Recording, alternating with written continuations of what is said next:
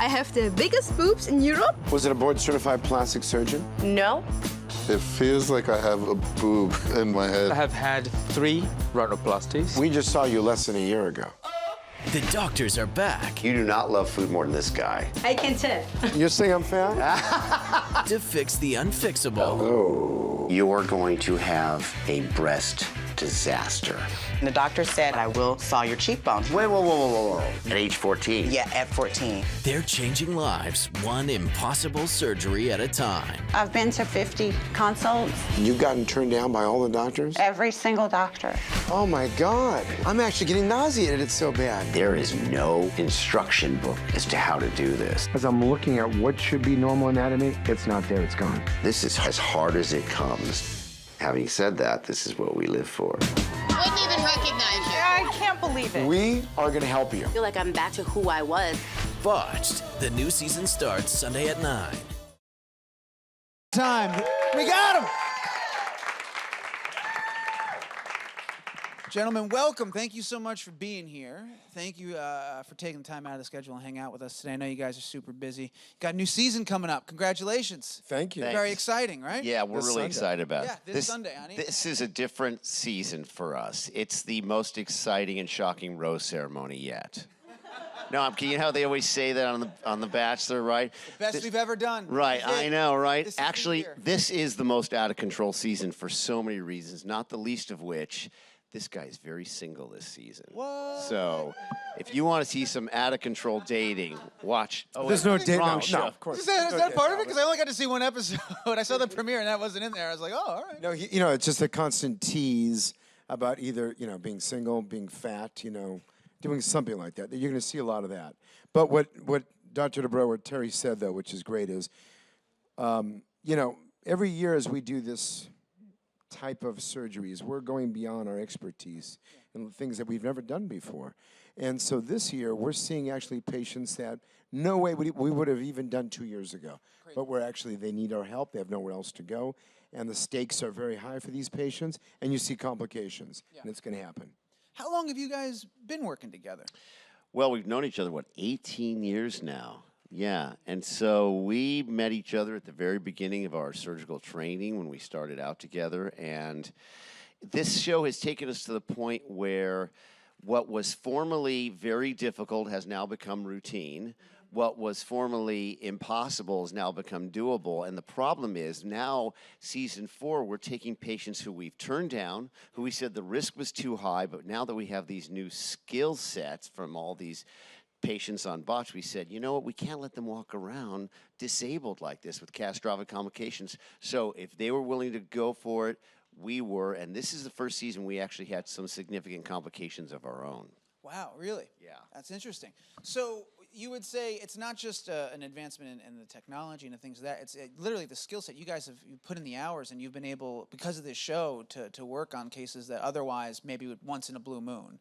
But now it's all the time. You're focusing. You're doing all these unique things, and you're able to apply that to its fullest effect this season. Yeah, I mean, we're constantly able to apply it. But you know, the thing is we can do things to help these patients, but the part that's not predictable is the healing.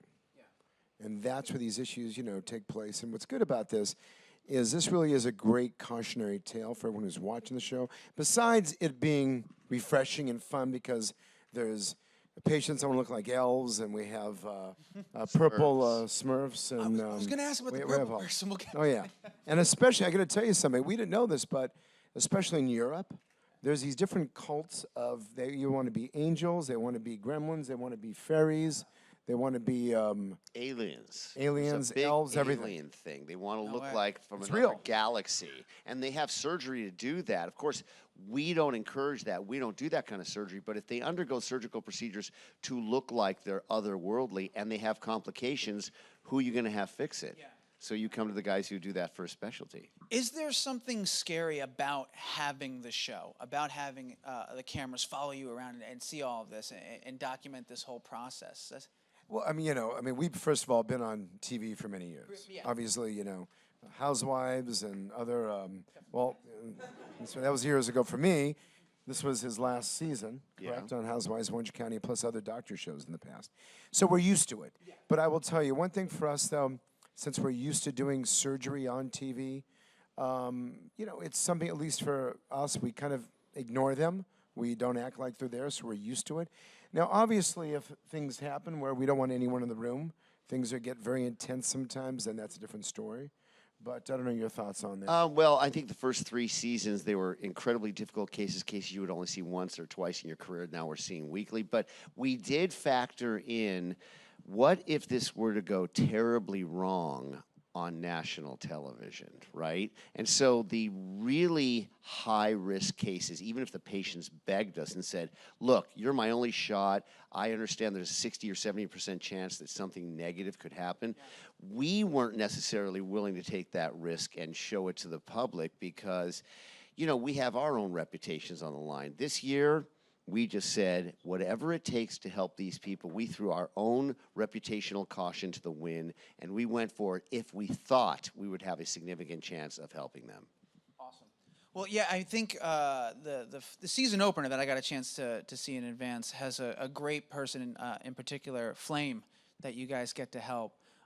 First of all, Flame's story is incredible. I love it. The dancer by night, father by day sort of thing. But what I was blown away by, and maybe this is more common than I realized, it's not a world I've been exposed to, but a lot of his complications came from going and getting surgery down in like Mexico and other places. Is this something you guys see a lot of, where people will go outside of traditional means, they'll go south of the border or something, and now you've got to kind of pick up the pieces and put it back together and save this person's life?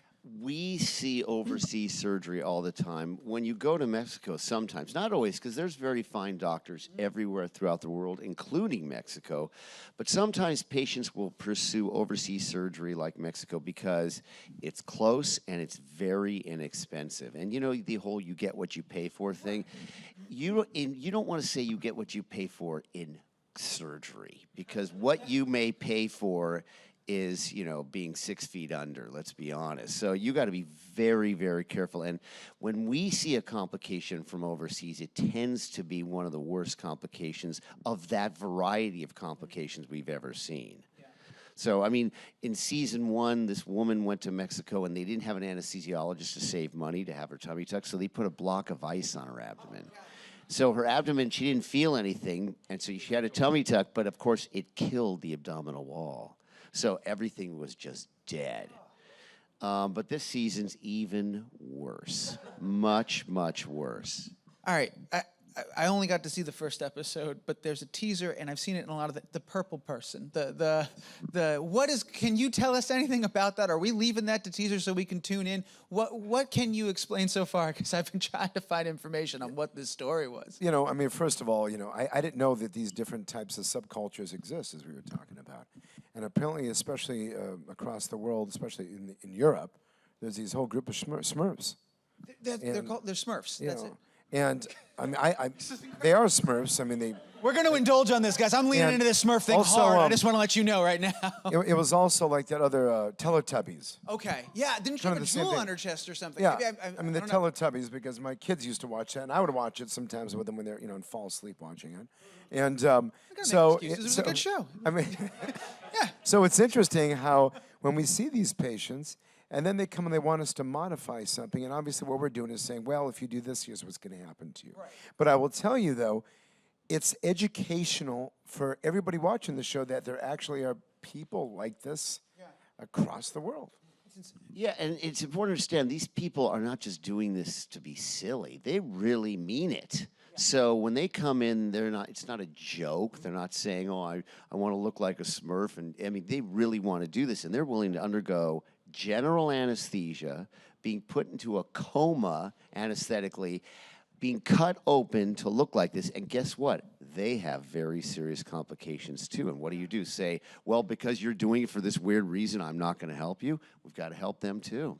You know? Well, that's what I was going to ask, is how do you navigate? I guess it all comes down to, if there's not going to be any sort of physical, like detrimental, like side effects, but how do you navigate something where somebody comes in and they want to do something that you objectively are like, well, I don't understand this at all, but this obviously is something that makes you feel better, makes you feel whole, and I'm able to do that, so I will do it. Like, how often do you have to make that decision and look at something and go, well, objectively, this is the craziest thing I've ever seen, but it's not going to kill you, and you seem very happy about it, so sure, let's put horns on your horns. Yeah. And again, that's that whole body modification. Yeah. And before doing season 1, I personally was naive to it. I didn't know that that type of group of people existed. And obviously, you watch the format of the show, is we always have a patient who comes on who wants horns, or wants to have ears look like an elf, or wants to have an implant like a heart put underneath the chest skin. And these might not necessarily kill them, but we usually don't operate on those patients, but we actually do it to educate and teach. And then, but we've had patients on this season. We'll have a patient that will risk going blind to a procedure to actually change the color of his pupils.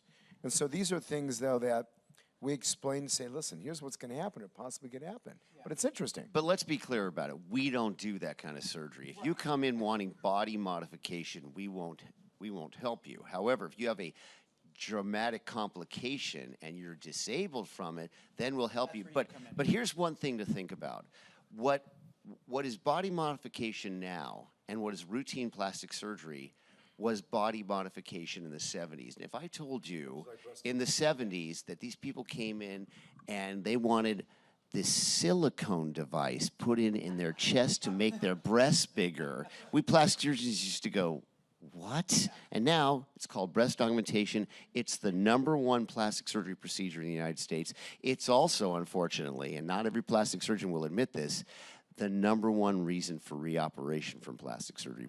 Breast implants are actually a lot more dangerous than plastic surgeons will tell you. Yeah, I mean, the same thing we can say about what we call BBLs, Brazilian butt lifts. Yeah. And I mean, years ago, even though it's been the last few years of the rear, not just this last year. Years of the rear. And the interesting thing of this is that we would have said the same thing years ago. Who's going to take fat and inject it in the butt? Well, for years, the American Society of Plastic Surgeons said that is a terrible procedure, that is too risky, never get that done. And now it's accepted by the American Society of Plastic Surgeons. It is the #1 fastest growing procedure in the United States. But again, it is also potentially very, very dangerous. 2 fatalities in Florida last month from it. Wow. Well, there is a great moment. I think the first episode of this new season is a great sort of introduction for anyone that isn't yet addicted to this incredible show, because there's a moment, I think her name is Martina Big, right? We see her a little bit in that trailer we just watched, where she wants to get the butt implants. Was it the BLB? The Brazilian? BBL. The BBL, got it. So she wants to get one of those BBLs, right? And but you guys do a phenomenal job of illustrating why this would be a terrible idea for her, right? Is that something, those types of illustrations, you find yourself doing those somewhat often, occasionally, especially now with these BBLs and all these different things? Do people want them when they don't necessarily need them or something Well, like that? who needs a bigger butt? Who needs Show of hands, who needs? So, but that's the point. I mean, it's one thing is clear, we're discovering the larger you go with fat transfer to the buttock, the greater the chance that some of that fat will enter into what's called the pelvic venous system, get into your vena cava, plug up your lungs, and give you what's called a fat embolus, and kills you. So that, it's something we're discovering that's happening more often than we'd like to admit. You have to be very careful about it, but we know, here's what we also have run into this season on Botched. We say to these patients, okay, you want this crazy thing done, don't do it. We're telling you, don't do it. We know they're going to probably go and have it done. Yeah. We ran into Rodrigo. The international celebrity who travels across the world going to different clubs to party. And have plastic surgery. And we told him, don't touch your nose. And what did he do? He had 3 rhinoplasties in less than a year. And rhinoplasty is nose job. And the thing is, you can't touch that tissue for at least a year when you do a surgery because it can destroy it. And he came to us basically essentially with a nose that was not functioning anymore and just devastated. Well, the tip collapsed and basically fell off. And you're going to see that on season 4 of Botched. And we're going to show it. It's going to fall off right on the floor. Can I ask you, though, that was one of the challenging parts, and I think always has been for some people. Other people, it's the best part, is the graphic sort of moments. Is that something over time you've become more comfortable with? Does it ever get easier to be in those scenarios where especially you're cracking the bone with that little hammer and thing? It's just like, does that ever cease to make you go, ooh? Like, do you ever get over that? Like, especially with all the cracking that I do, especially on the face, it's not something. Maybe listen, we're used to doing this, And so it doesn't really bother us. I think that, especially me being originally an ENT, or ear, nose, and throat doctor originally, like all the boogers, the better for me. So it's things like this don't really bother us because we're used to seeing this all the time. Okay, first of all, I want to say ew. I know. But we like it. I That's why they call us booger pickers. Ew. With a phrase like more boogers the better, I think your job is wingman. You've got yourself like we're cut out for you, huh? Yeah. But people ask all the time, how can you look at people being cut open and the blood and so on? But first, we went to medical school, we did surgical training for a bunch of years. Right. But just think about how gross is it to eat chicken, to cut a piece of raw chicken open or a piece of steak. It isn't gross at all. That's the way we feel about the human body. It's totally cool to us. We love the anatomy. We love it. And when you get past that, when you open up the human body and you look inside, it's a beautiful thing. It's unbelievably well constructed. There's arteries and veins and nerves and soft tissue and planes. There's some interesting stuff cooking in there, I'm telling you. No doubt. I'm literally made of questions with this, but I do have to turn it over. We're going to take some from the audience real quick. I don't want to cut their time short, so let's go ahead. We got some mics out here. First one's going to be right here. Hi, how you guys doing today? My question to you is, what tips will you give to your audience that travel overseas that don't have the money to pay for plastic surgery here, and what recommendation would you give them? Because they're still going to go. So what recommendation would you give them to travel overseas? So you're talking about domestic people traveling from here to Mexico, for example. To Latin America. Medical to tourism. Asia, medical tourism, exactly. I know plenty of doctors in Mexico and actually South America, and I go to these medical meetings, and I know plenty of them. A lot of them are excellent surgeons, and the price is going to be better. So I think you actually, with the right research and with the right doctor, it can happen. You get a great result because there are some incredible doctors. But it's the unfortunate situation when you go to some of these pop-up clinics and the patients are hoarded in and nothing is in other words, the antiseptic are basically, it's dirty, the wrong equipment, the wrong implants, the wrong this, the wrong that. And that's when these patients come to us. And we've probably seen on the show probably a good 25 patients that have been devastated. So I think really it's research. I think the other thing is, although you can find, you have to do your research very carefully, you can find very good, obviously, surgery overseas. Here's the problem. You don't have the same control systems overseas that you have in the United States, okay? So what you're often paying for here is you're paying for what would happen if you have a problem. If you have a problem overseas, lawyers aren't suing doctors. There's nobody afraid of you going after them. The government doesn't have the same kind of controls they do on the medical system here. In this country, healthcare is by far and away the most regulated industry in the United States. We had a patient, sorry to interrupt you, but we had a patient who had something done in Mexico. She got an infection because they told her to take a shower, and she had breast surgery or stomach surgery, abdominal. And again, there's microorganisms and bacteria in the water. She got immediately infected, got what we call gangrene of certain areas. Then she had to go back to the United States, and she was admitted to the hospital first in Mexico, which didn't do much except some antibiotics. And then she, I think, has bills for over $100,000 now because of that. So directly, you're not going to save, obviously, there. Next question is right here to our Hi, I was just curious, why is the silicone itself more dangerous than the actual surgery?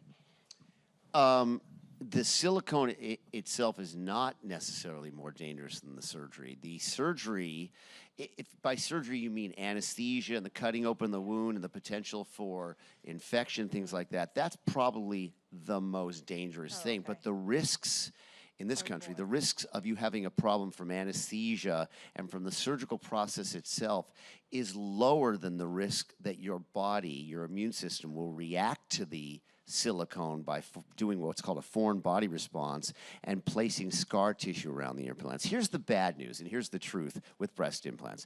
I love them, and I absolutely hate them.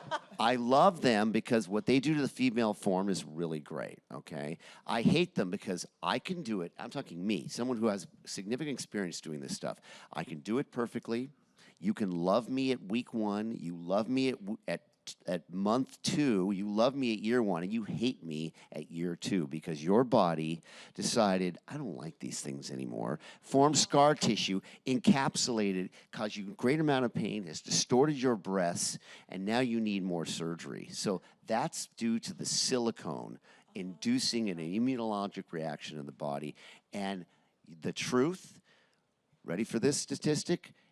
A breast augmentation done for the first time, the chances you're going to need another operation to fix a problem from that breast augmentation in the first 8 years is between 40 to 60%. Wow. And it's worse. If you need an operation, the chance you're going to need another one in the next 3 years is another 40 to 60% after that. You don't hear plastic surgeons telling you this, but this is the truth. Yeah, thank you. Somebody's put thank you.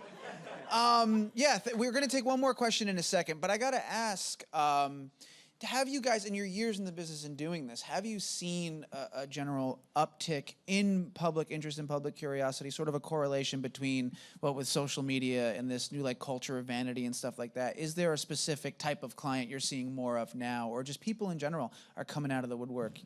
What kind of trends have you noticed? Well, with social media, I even look at myself when I'm doing this, especially if you're kind of looking down like this, then I start looking at the neck area. All social media, especially since there's these Instagrammers and these models are on YouTube and everything else, and they're becoming famous. They're Insta-famous, basically, as we all know. And they have to make sure their body looks good. And, of course, they're looking at their face. And then, especially when you have Kylie, who did her lips a while ago, and now every young girl wants to do their lips. Yeah. It's something that with the social media, at least in my practice, I feel that we've had a complete uptick in different types of procedures, especially the non-invasive things, especially because they're younger, and the millennials are coming out, and they want fillers, they want Botox, and they want, something to freeze the fat and everything else like that. So I think that it's been, especially with a show like ours, where we're sitting there saying, okay, if you're going to do this, do it this way. Yeah. I think with the educational aspect and social media, I think it's been absolutely blowing up. Yeah.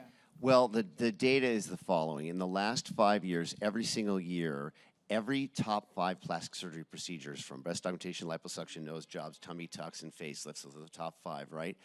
Go up between 8 and 12%, every one of those every year. But one has even gone up higher, up to 22% every year increase, and that's butt augmentation. And you know why that's the case. There's a little reality show, all right?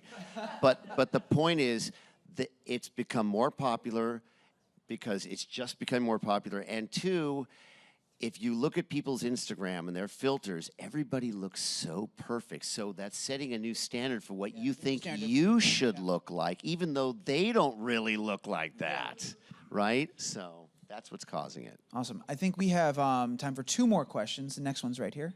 Hi, Dr. Nassif and Dr. Dubrow. My question would be, what would you consider to be your biggest success story on the past 3 seasons of Botched?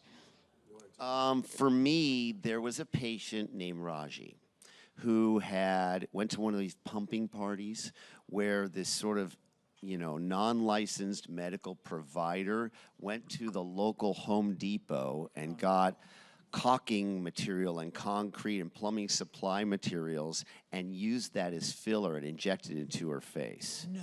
And the body didn't like that and had a terrible immunologic reaction and formed these huge elephant man type masses all over her face, and she basically was a pariah, couldn't go outside. She was turned down by every plastic surgeon she went to. We turned her down on one of the seasons. We thought about it for a year, and we thought, we cannot let her walk around looking like this because this is no life. So we brought her back, we operated on her, and I think it was pretty successful. That's incredible. The same one, or do you? No, I have another one. Yeah. I think it was last year. There was a lady named Lucy from back east. She got into an accident riding a moped in Italy, and she had numerous reconstructions on her nose. But the thing is, she wasn't going out, leaving the house because she couldn't stand the way she looked, and she has an autistic daughter. So her daughter was suffering because she wasn't going out. So she had some symptoms that were a little bit unusual, and I was worried about her brain. Some fluid leaking, I thought. I got a CT scan, and we diagnosed 3 large aneurysms in her brain. So that was going to kill her probably within the next month or 2 without anyone knowing.